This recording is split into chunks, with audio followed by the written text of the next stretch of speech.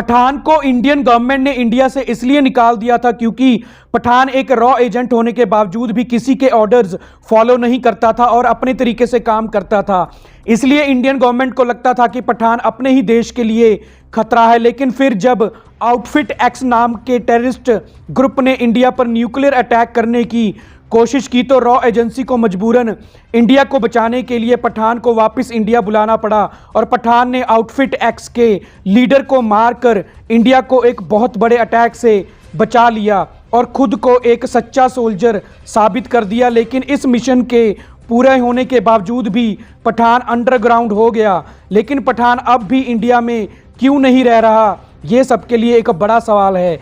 फिर कुछ दिनों बाद इंडियन रॉ एजेंसी को ये खबर मिलती है कि पठान कुछ अंडरग्राउंड और बागी हो चुके इंडियन रॉ एजेंट्स को दुनिया के अलग अलग कोने से ढूंढकर उनकी एक टीम तैयार कर रहा है। पठान की टीम में टाइगर, कबीर और खालिद भी शामिल है। लेकिन पठान टीम तैयार करके अपने किस मिशन को अंजाम देना चाहता है ये कोई नहीं जानता। असल में आउटफिट एक्स टेररिस्ट ग्रुप जिसने इंडिया पर अटैक करने का कॉन्ट्रैक्ट लिया था के लीडर जिम को तो पठान ने मार दिया। लेकिन आउटफिट एक्स ग्रुप को कॉन्ट्रैक्ट देने वाला कौन था, पठान इसका पता लगाना चाहता है। पठान उस असली मास्टरमाइंड को ढूंढ कर मारना चाहता है ताजो फिर कोई आगे इंडिया पर अटैक ना करे।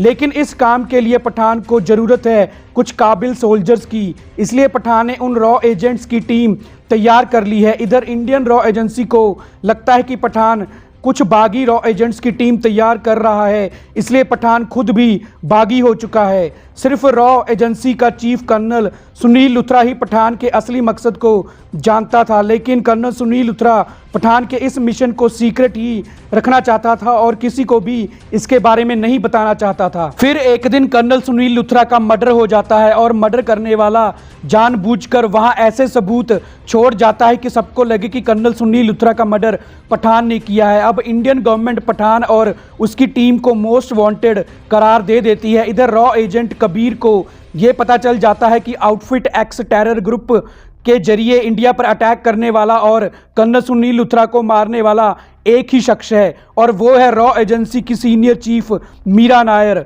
रॉ एजेंसी की सीनियर चीफ एक पॉलिटिकल पार्टी के कहने पर इंडिया पर अटैक करवाकर प्रेजेंट गवर्नमेंट को गिरवाना चाहती है। लेकिन वो इस अटैक को एक टेररिस्ट अटैक का नाम देकर खुद को और उस ओपोजिशन पॉलिटिकल पार्टी को बचाना चाहती है। लेकिन पठान उसके इस प्लान के बारे में सब कुछ जान चुका है और कर्नल सुनील लुथरा को भी सीनियर चीफ पर शक हो गया था, इसलिए सीनियर चीफ ने कर्नल सुनील लुथरा को जान से मार दिया। इधर पठान और उसकी टीम एक बड़ी जंग के लिए तैयार हो जाते हैं। पठान इंडिया आकर रॉ एजेंसी की सीनियर चीफ मीरा नायर को किडनैप कर लेता है। अब मीरा नायर को छुड़वाने के लिए कुछ गुंडे हथियार के साथ पठान के अड्डे पर पहुंच जाते हैं। चारों तरफ से फायरिंग शुरू हो जाती है। पठान और उसकी टीम गुंडों को मार देते हैं। अब सीनियर चीफ मीरा नायर अपने सारे गुनाह कबूल करके उस पॉलिटिकल पार्टी का नाम बता देती है जो इंडिया पर अटैक करवाना चाहते थे।